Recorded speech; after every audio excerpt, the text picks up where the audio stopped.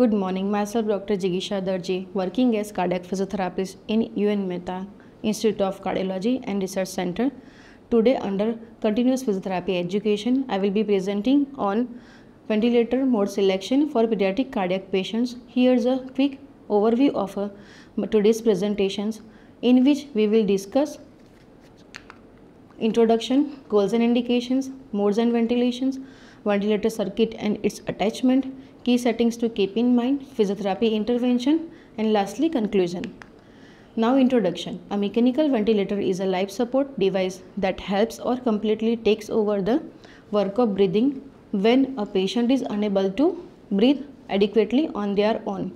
It delivers a controlled mix of air with or without added oxygen into the lungs and remove carbon dioxide, ensuring proper gas exchange. It can be used temporarily during surgery or for prolonged period in critically ill patients with respiratory failure. The main objective of the mechanical ventilation are to maintain gas exchange, reduce respiratory workload and stabilize the patients. Goals of the ventilations are maintain oxygenation, remove carbon dioxide, reduce the work of breathing, support during anesthesia and surgery, stabilize critically ill patients, allow time for lungs to heal, maintain airway patency. Now indications of the ventilation: reversal of hypoxemia, respiratory failure, impaired consciousness, heart failure with pulmonary edema, birth asphyxia, severe PAH in the case of non-invasive ventilation to relieve respiratory distress, chronic obstructive pulmonary disease, respiratory rate greater than 35 breaths per minute. Now modes of the ventilation. Ventilator support can be invasive through an endotracheal tube or non-invasive through a mask. Mode of choice depends on the patient's condition. Now invasive ventilation modes. Control mechanical ventilation, that means SMV. The machine gives all breaths preset tidal volume at a time triggered RR, controls both the tidal volume and RR of the patients, used with sedative, respiratory depressants and neuromuscular blockers. Indications: patient fighting or bucking, tetanus or other seizure activity, complete rest for initial 24 hours, crushed chest injury. Assist control ventilation. Patient triggered but full support is given. With AC mode, patient triggered by patient spontaneous inspiratory efforts or time triggered by patient's preset respiratory rate. Each control and assist breath provides the patient with a preset tidal volume. Now pressure graph. In pressure graph, assist breath means patient's own breath. Backup control period means time triggered if apnea occurs. Control breath means a breath delivered by ventilator without patient's effort. In volume graph, each curve represents tidal volume. Now indications: to provide full ventilatory support as does not allow patient to take spontaneous breath. Patient with stable respiratory drive trigger the ventilator into inspiration. Synchronized intermittent mandatory ventilation, that is SIMV, combines machine breaths with patient spontaneous breaths. SIMV mandatory breaths. The ventilator provides patient with a preset number of breaths per minute at a specified tidal volume and FiO2. Spontaneous inspiratory effort just prior to the delivery of a time triggered breath. In between the mandatory breaths, SIMV permits the patient to breathe spontaneously, as shown in the graph. Pressure support ventilation. Spontaneous breathing with pressure assistance. Spontaneous mode. No mandatory breaths are delivered by ventilator. Decrease work of breathing. Augments spontaneous tidal volume and spontaneous RR. Uses: complement volume cycled mode, that is SIMV. PSV for weaning purpose along with CPAP for weaning. Retrain muscle strength. These are the volume graph and pressure control graph. Now let's discuss the curves. Pressure time curve shows airway pressure over time. The shape depends on the mode and help detect high pressure and PEEP and synchrony. Flow time curves show inspiratory expiratory flow. Inspiration is positive above the baseline and expiration is negative below the baseline. It helps detect obstruction, air trapping and leaks. Volume time curve show tidal volume delivered and exhaled. It helps detect incomplete exhalation and leaks. Now PRVC mode, that is pressure regulated volume control. First breath is delivered as a volume control breath. The ventilator delivers a preset tidal volume. Measure the lung compliance. The next breath is delivered in pressure control mode with decelerating flow pattern. Adaptive inspiratory pressure is automatically adjusted to the set tidal volume. If lung mechanics change, that means compliance worsens, ventilator raises pressure, compliance improve, ventilator reduces pressure as shown in the graph. Non-invasive ventilation modes. Nasal continuous positive airway pressure.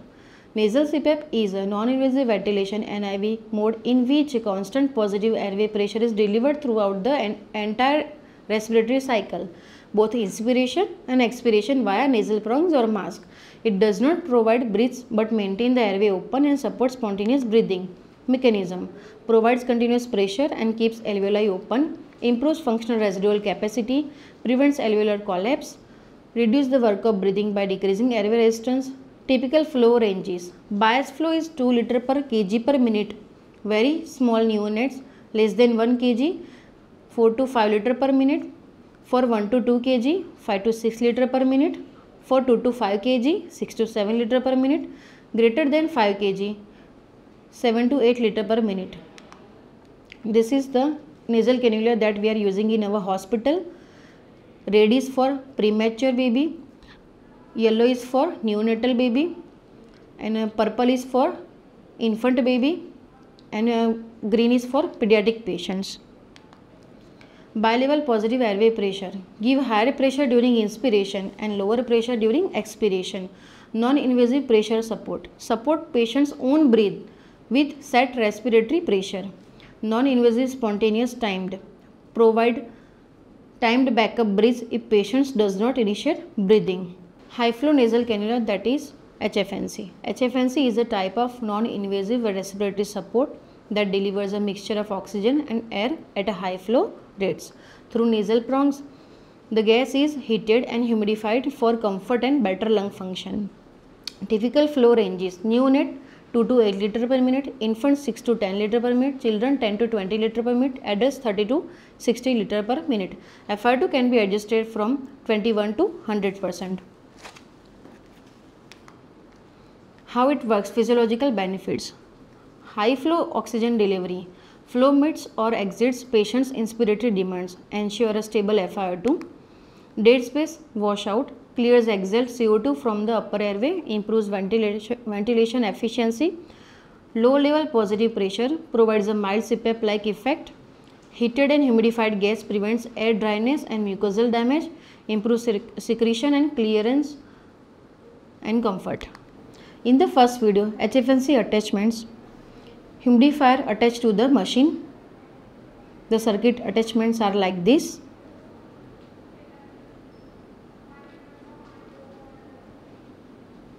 Air trapping humidifier, so no chance for dry air or trauma.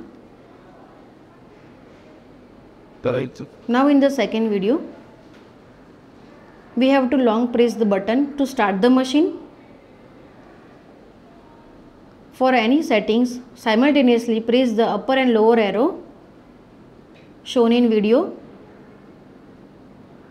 Now we have to set the flow according to the patient's weight, FiO2 according to the requirements, and temperature is auto sense. Now ventilator circuit and its attachment. In the first video, circuit attachments are like this. Inspirator to humidifier, humidifier to Y connector to water trapping container, and water trapping container to expiratory end.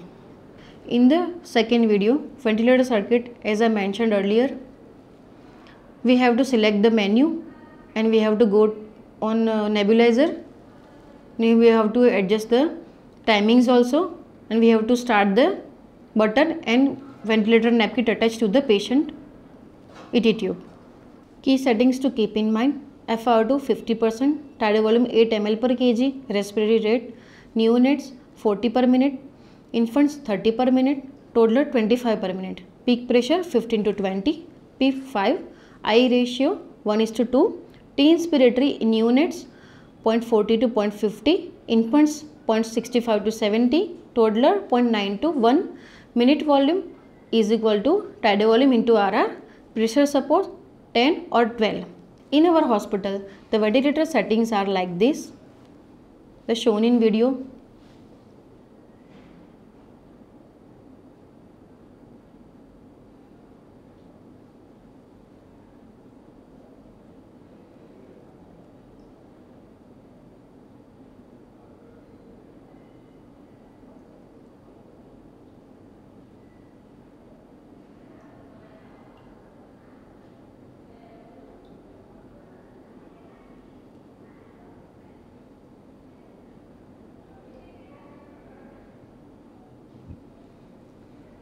Now we have to set the backup ventilation.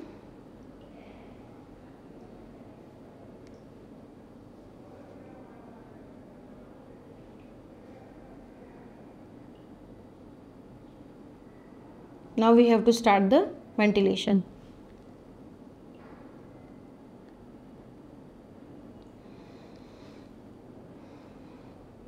In the second video, we are adjusting SMV PRVC mode.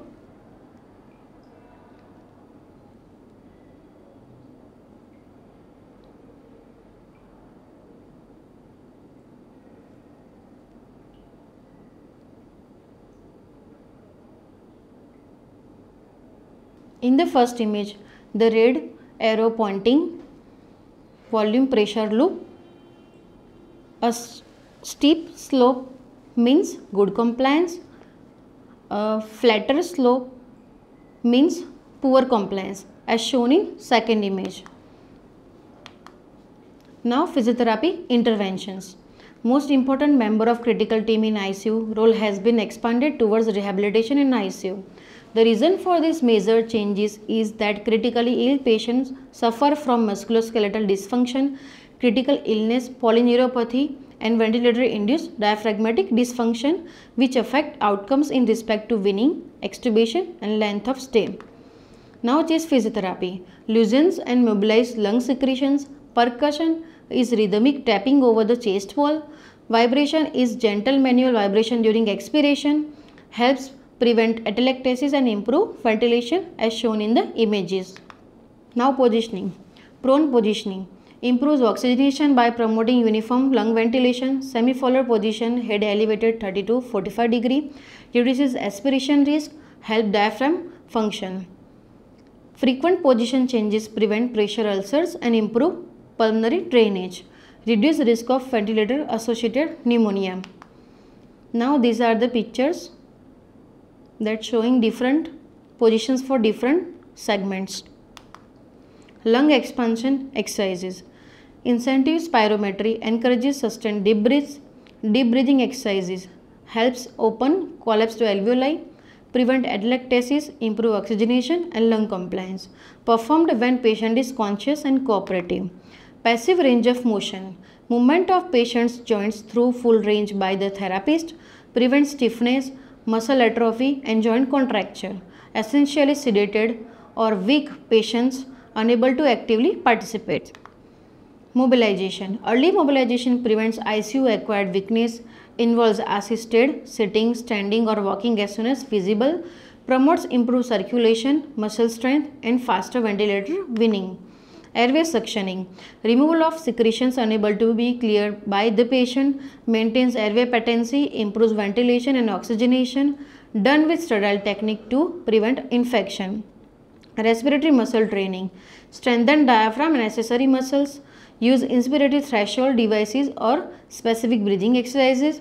Support successful weaning from mechanical ventilation. Now education and psychological support. Educating patient on breathing exercise and mobilization improves cooperation, provides reassurance to reduce anxiety, motivate patient to participate actively in rehabilitation. Now conclusion. Mechanical ventilation is a crucial life support device for pediatric patients, especially those with cardiac conditions. Selecting the proper mode and settings is essential for effective care. A multidisciplinary approach, including the vital role of physiotherapy, is key to successful outcomes, preventing complications and facilitating patient recovery and weaning from the ventilator. These are the references. Thank you. That's all.